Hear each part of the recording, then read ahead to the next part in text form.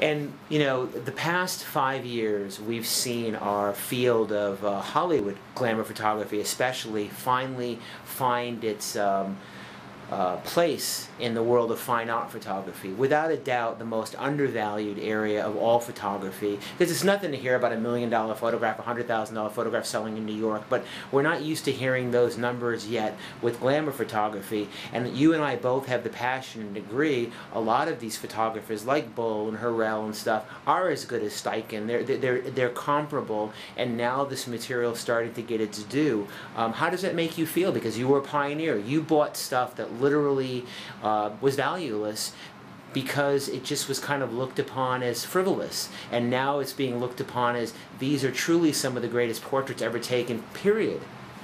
Well, obviously I feel validated. You know, it's interesting because you brought up a couple of really good points. I went to Avedon's first show in 1975 at the Miller Gallery in New York, and there was nothing over $500 at that point. And people were saying, $500 for a photograph? I mean, Diane Arbus photographs were selling for a couple $100, which are now $200,000 or $300,000. A Richard Prince photograph sold in New York for $4 million. It's something you or I could shoot very, very easily.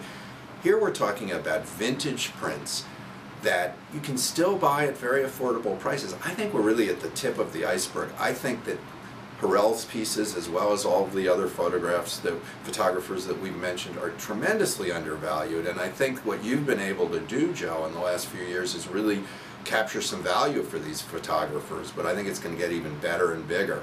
So I'm excited to be a part of it.